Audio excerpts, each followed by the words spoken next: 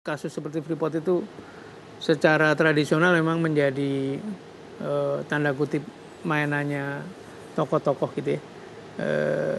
Ya saya cerita saja lah bahwa dalam proses menyelesaikan negosiasi ini betapa banyak tokoh-tokoh besar gitu yang merasa hanya kalau dengan saya maka ini bisa diselesaikan.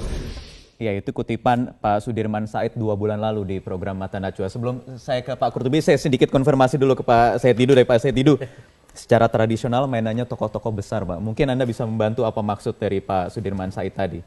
Siapa yang dimaksud? Saya pikir beliau menghadapi Mahakam, gejolak Mahakam.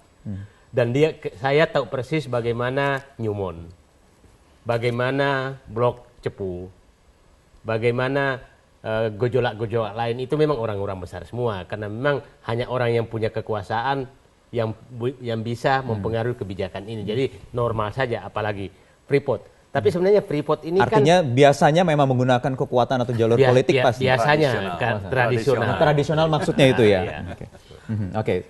Pak Qurtubi, tokoh-tokoh ini menyasar juga ke DPR nih Pak, sampai juga. Iya. Bagaimana Pak Qurtubi? Ya sangat disesalkan kalau benar ya, sebab begini, mestinya tata kelola tambang kita ini, DPR lah yang paling concern tentang perundang-undangannya.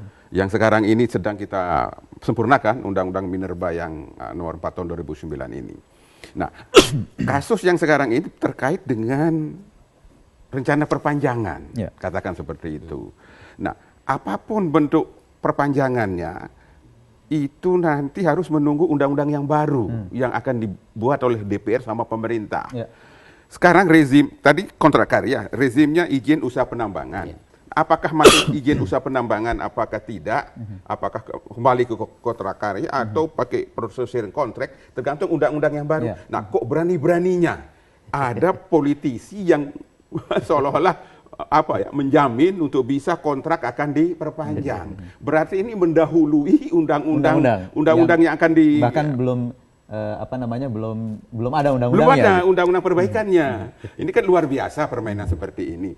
Jadi begini, Indonesia termasuk negara yang relatif kaya sumber daya alamnya, dan kita bersyukur punya konstitusi yang secara tegas mengatur itu dalam pasal 33 untuk sebesar kemakmuran rakyat. Nah, kalau oknum oknum anggota dewan seperti itu bermain untuk meminta saham lalu jaminan diperpanjang, ini jelas-jelas melanggar konstitusi. Artinya tujuan untuk sebesar-besar kemakmuran rakyat tidak tercapai oleh ulah oknum.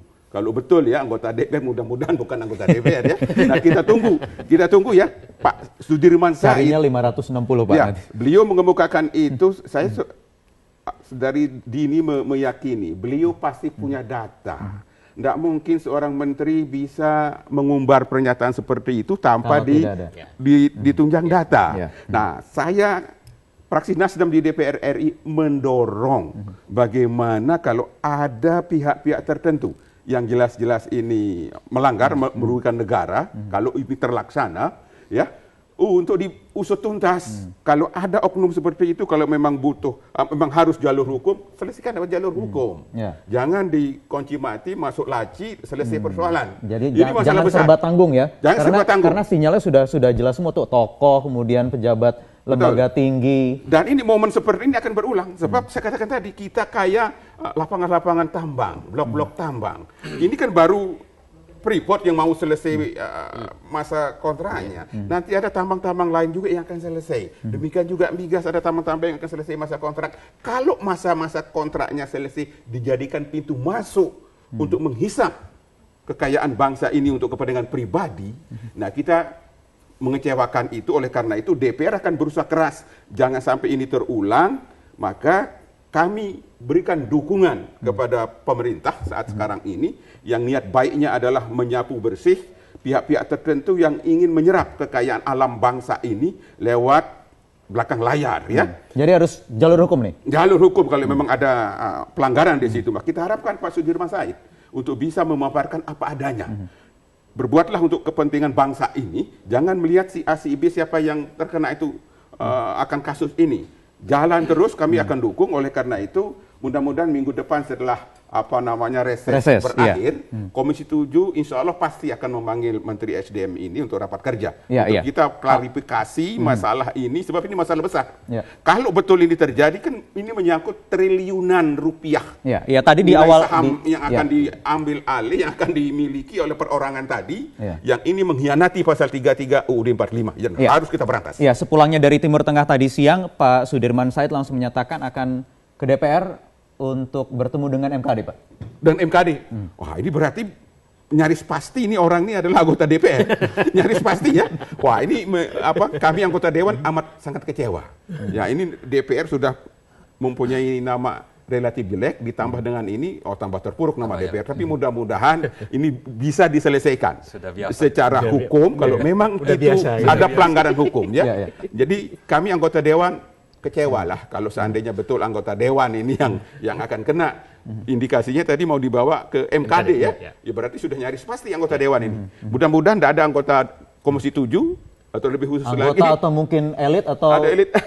Jangan-jangan ya kita tidak tahu. Tapi ini proses hukum memang harus secepatnya karena jangan sampai nanti ini rebutan siapa yang mensomasi duluan ini. Kalau nanti sampai keluar dan menjadi bola liar isu ini, Pak. Ya, siapapun lebih dulu ini kita dorong penyelesaiannya agar maksudnya apa? Di kemudian hari jangan diulang.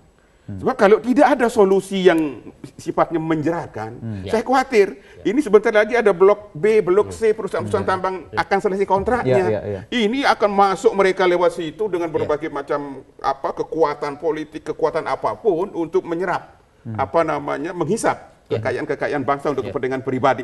Jangan sampai itu terjadi, maka kalau kasus ini harus diselesaikan secara tuntas bila perlu ya. Di Komisi 7 dibentuk pansus khusus ini bila perlu. Itu tergantung nanti teman-teman di Komisi 7 tentunya. Asal akhirnya nanti bagus gitu. Asal akhirnya bagus. Maksudnya agar tidak diulang kekuatan seperti ini di kemudian hari maksudnya. Oke. Baik, ini serem Pak Marwan ya, mengerikan gitu, ada dugaan-dugaan ini pejabat tinggi bahkan terkait atau menjadi maklar gitu ya. Sejauh apa sih sebenarnya keterlibatannya, kita akan lanjutkan lagi usai jeda berikutnya di Prime Time News.